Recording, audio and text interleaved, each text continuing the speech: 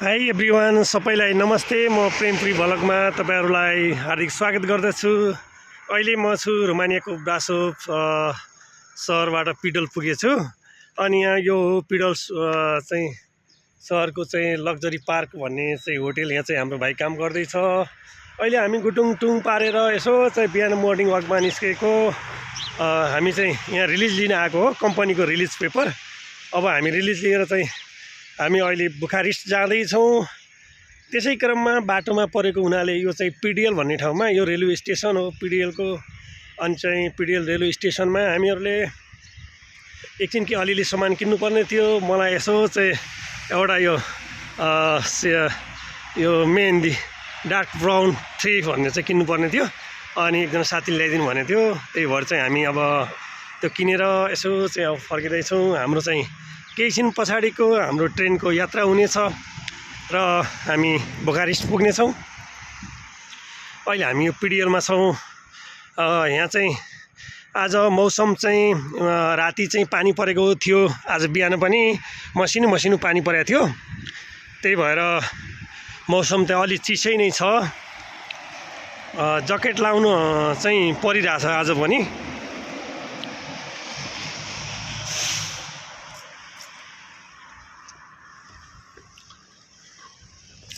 हामी यहाँ चाहिँ अब यो रोड क्रस गर्दैछौँ। यहाँ हाम्रो चाहिँ खासै यहाँ चाहिँ क्रस गर्न मिल्दैन थियो, तैपनि हामीले चाहिँ यहाँ क्रस गऱ्यौँ। गाडीहरू चाहिँ त्यति बाक्लो हिँडेको छैन, चिसोले गर्दा हो। यहाँको चाहिँ कति राम्रो फुलहरू रहेछ यार,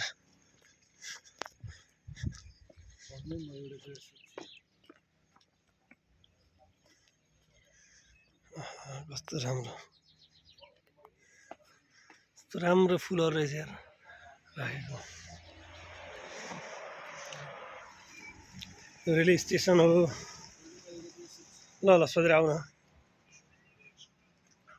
यो चाहिँ टिकट काट्ने काउन्टर घर हो। यहाँ खासै त्यति टिकटै काट्नु पर्ने चाहिँ जरुरत हुँदैन। ट्रेन आयो भने बस्ने जाने, अनि ट्रेनभित्रै चाहिँ उनीहरू जब चेकिङ आयो भनेपछि कति पैसा हो कहाँ जाने भनेर चाहिँ दिने, आधा पैसा दिए मान्छ। नभए चाहिँ खासै त्यति पर्दैन। चाहिँ अरू देशहरूका जस्तो एकदमै कानुन चाहिँ टाइट छैन ट्रेनमा।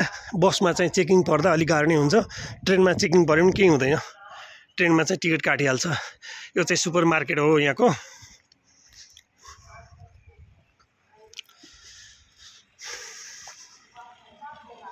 हामीहरू चाहिँ हिँडिरहेछ। यहाँ एकजना भाइ र म आएको थियो, त्यसले सक्स किन्नुपर्ने थियो, के सामान चाहिँ किन्नुपर्ने थियो। त्यही भएर चाहिँ त्यो भाइ चाहिँ उता त्यहाँभित्र गएको छ।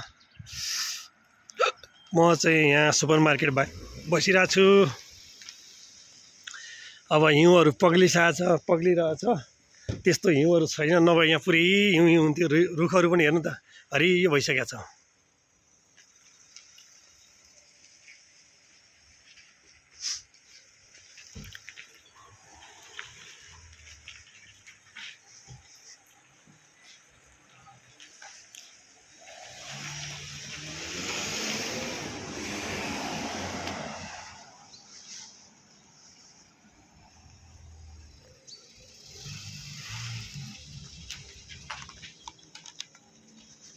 हाम्रो भाइ मेडिकल स्टोरमा गएको छ, केही छिन पछाडि आउँछ त्यहाँबाट।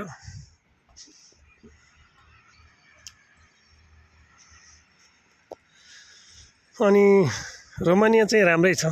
अब चाहिँ रुखको पातहरू पनि चाहिँ झरेर निस्किन लाग्छ, सबै पलाउन लाग्छ। अब एकदमै राम्रो मनमोहक दृश्यहरू चाहिँ हुन्छ। यहाँ पिडिएल रेलवे स्टेसन हो, त्यहाँ पिडिएल लेखेको छ।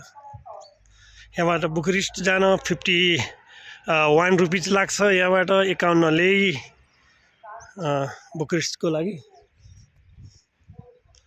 यहाँ दुई किसिमको ट्रेनहरू चल्छ, एउटा प्राइभेट ट्रेनहरू, एउटा चाहिँ सरकारी ट्रेनहरू। मैले रोड क्रस गरेँ।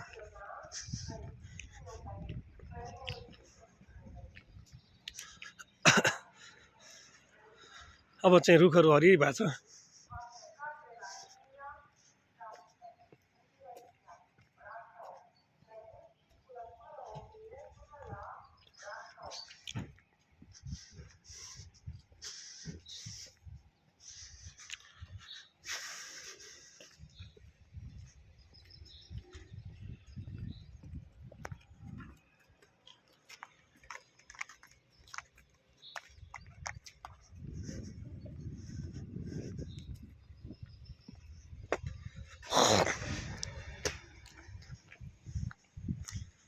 अब हाम्रो यहाँ अगाडि आउँदैछ रेलवे स्टेसन गारा, पिडिएल रेलवे स्टेसन हो, यसलाई गारा पनि भन्छ। यहाँको चाहिँ स्टेसनलाई गारा भन्ने रहेछ। यो रेलवे स्टेसन हो। मैले रेलवे स्टेसन क्रस गरेँ, यहाँ चाहिँ ट्रेनहरू आएको छैन।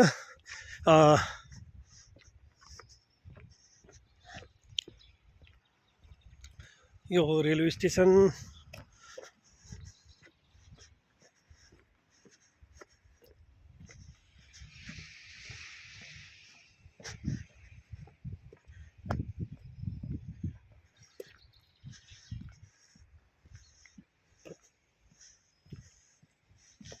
टाढा टाढासम्म पनि ट्रेनहरू चाहिँ देख्न सकिएको छैन, किन भन्दा आज चाहिँ ट्रेनहरू आएर छ।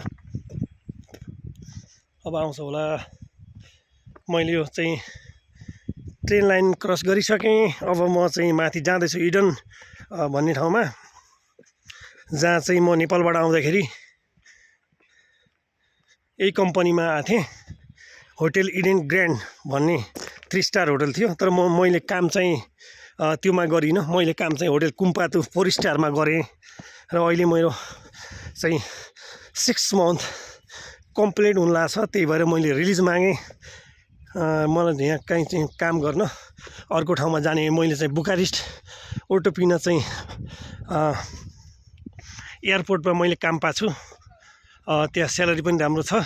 मलाई यहाँ चाहिँ यही कम्पनीबाट release, NOC letter, police report लिएर आ भनेर चाहिँ म आएको।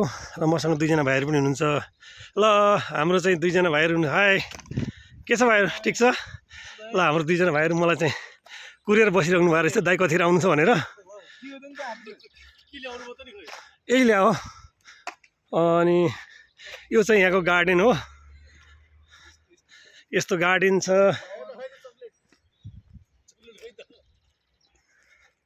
अनि यहाँ अस्ति सेतामै थियो, हिउँहरू परेर पुरै सेतामै थियो।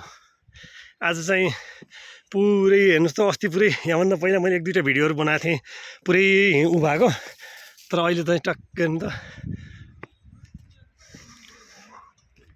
यस्तो खेल्ने गार्डनहरू बनाएर छ। यो चाहिँ चच्चु हाम्रोतिर हामी गोठाला जाँदाखेरि सानोमा चाहिँ यस्तै मचाएर खेल्ने गर्थ्यौँ होइन, बच्चाहरूलाई खेल्ने। यहाँ ओखरका रुखहरू छ, यहाँ चेरीहरू पुरै माथि चेरीको बुट्टाहरू। अब चेरी फल्छ यहाँ धेरै माथि लेक भएर हो। अब यसोसम्म यहाँ आइसकेपछि एकचोटि त म चेरै जानु पऱ्यो भन्ने हेतुले म चाहिँ यहाँ बसेँ। अब मैले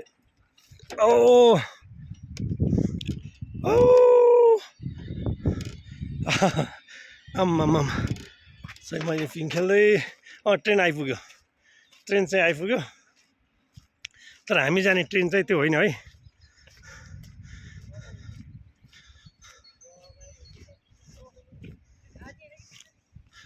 अहिले साथीहरू अब चाहिँ म माथि